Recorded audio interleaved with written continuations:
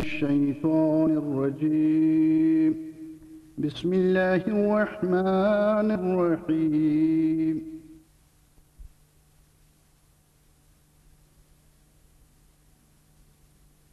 فلا أقسم بالخنس الجوار الكنس والليل إذا عسعس والصبح إذا تنفس إنه لقول رسول كريم ذي قوة عند ذي العرش مكين مطاع ثم أمين وما صاحبكم بمجنون ولقد رآه بالأفق المبين وما هو على الغيب بضنين وما هو بقول شيطان رجيم فأين تذهبون إن هو إلا ذكر للعالمين لمن شاء منكم أن يستقيم وما تشاءون إلا أن يشاء الله رب العالمين. صدق اللہ العلی العظیم.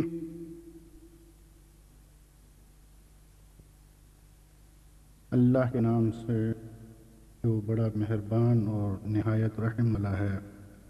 مجھے ان ستاروں کی قسم جو چلتے چلتے پیچھے ہٹ جاتے ہیں اور غائب ہو جاتے ہیں، اور رات کی قسم جب ختم ہونے کو آئے، اور صبح کی قسم جب روشن ہو جائے.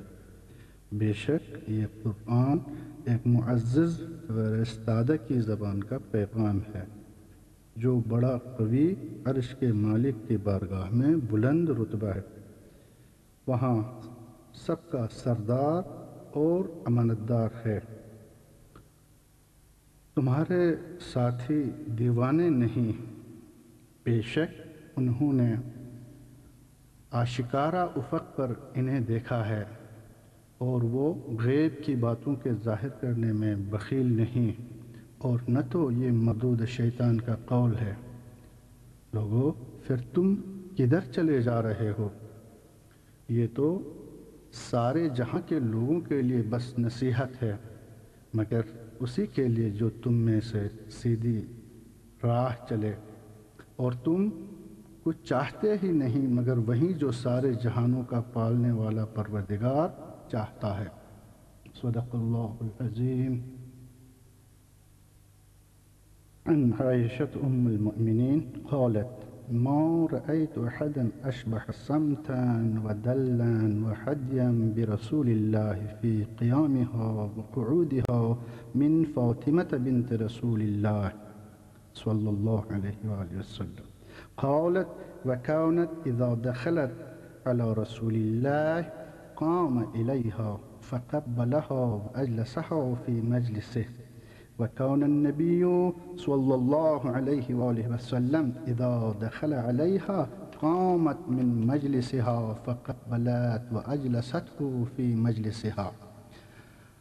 حضرت عائشہ ام المؤمنین سے روایت ہے کہ انہوں نے کہا، میں نے حضرت فاطمہ سلام اللہ علیہا سے بڑھ کر اور کسی کو نہیں دیکھا جو اپنے اٹھتے بیٹھتے وقت گفتار و کردار اور شکل میں رسول اکرم صلی اللہ علیہ وآلہ وسلم سے زیادہ مشابہ ہو. انہوں نے کہا، جب کبھی آپ حضور اکرم کی خدمت میں تشریف لاتی تو حضور اکرم اٹھتے، ان کا استقبال کرتے اور اپنی جگہ پر بٹھاتے تھے. اسی طرح جب حضور اکرم حضرت فاطمہ سلام اللہ علیہا کے پاس آتے تو آپ اپنی جگہ سے اٹھتی، آپ کا استقبال کرتی اور اپنی جگہ پر آپ کو بٹھاتی تھی. حضرت فاطمہ سلام اللہ علیہا ولایت کے جس مرتبے پر فائز تھیں، اسے سمجھنے کے لیے مولا حضرت صاحب العصر والزمان کا یہ ارشاد کافی ہے کہ آپ نے ارشاد فرمایا، وفی ابنت رسول اللہ لی اسوۃ حسنہ. حضرت زہرا سلام اللہ علیہا کی زندگی میرے لیے نمونہ عمل ہے. نیز حضرت امام محمد باقر علیہ السلام نے ارشاد فرمایا لقد كانت مفروضة الطاعة على جميع من خلق الله من الجن والإنس والطير والوحش والأنبياء والملائكة۔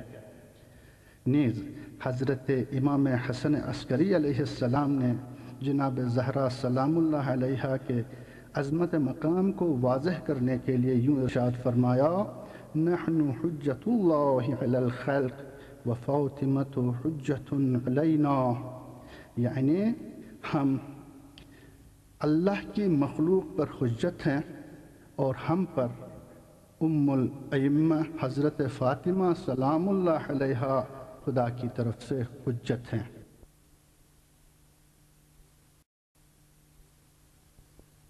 معزز ناظرین، یہ دستاویزی فلم جس کا نام فاطمہ صاحب تسبیح ہے آپ کی خدمت میں اہتمام سے اردو میں پیش کی جا رہی ہے۔ اس دستاویزی فلم کو جمہوری اسلامی ایران کے ایک ادارے فاطمۃ الزہرا فاؤنڈیشن کے نمائندگان نے بر اعظم یورپ کے ایک تاریخی ملک پرتگال جا کر تیار کیا ہے۔ جیسا کہ تمام دنیا پر آشکار ہے کہ ملت ایران ہمیشہ سے اسلام کے ثقافتی اور دینی ورثے کی حفاظت میں پیش رہی ہے، اور اس مرتبہ بھی یہ اعزاز انہی کو حاصل ہے۔ اس بات کا خاص خیال رہے کہ اس فلم کے مناظر عیسائی کیتھولک عقائد کے مطابق ہیں، اسی لیے انہیں اسلام سے متعلق نہ سمجھا جائے۔ یہ دستاویزی فلم حضرت فاطمہ الزہرا کی ایک کرامت پر مبنی ہے جو سن 1917 عیسوی میں پرتگال کے ایک دیہات میں وقوع پذیر ہوئی، اور پرتگال میں اس واقعے کے رونما ہونے کے بعد کے حالات و واقعات کی تفصیلات آپ کے سامنے پیش کی جا رہی ہے۔ آئیے ناظرین پرتگال کے سفر پر روانہ ہوتے ہیں تاکہ شہر فاطمہ کی تاریخی زیارت سے شرفیاب ہو سکیں اور وہاں کے حقائق سے آشنائی حاصل کر سکیں۔ یہاں کے لوگوں کے ذہنوں میں حضرت فاطمہ کی ذات مظہر نور ہے، اور شہر فاطمہ کی یہ رونقیں پیغمبر اکرم کی دختر کی وجہ سے ہیں جو صاحب تسبیح خاتون ہیں۔ حضرت فاطمہ کی آواز دنیا میں حقیقی نجات دہندہ کی آواز ہے۔ لوگ شہر فاطمہ میں آ کر شفا حاصل کرتے ہیں، حضرت فاطمہ کے لیے نظر و نیاز کرتے ہیں، اور زیارت گاہ میں فرسخوں کا فاصلہ ننگے پاؤں اور گھٹنوں کے بل طے کرتے ہیں۔ زخموں کی پرواہ نہیں کرتے۔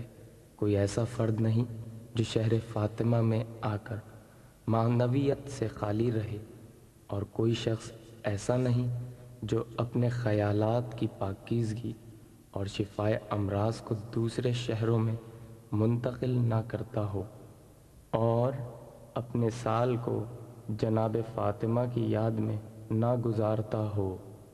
ہاں، کوئی ایسا شخص نہیں جو شہر فاطمہ کے بلند بالا برجوں سے گھنٹی کی آواز کو سنے اور حضرت فاطمہ کے معجزے کے بارے میں غور و فکر نہ کرے۔ پرتگال کی مملکت اسپین کے مغربی حصے اور بحر اقیانوس کے مشرقی کنارے پر واقع ہے، جو بر اعظم یورپ کی زمینی سرحد بھی ہے۔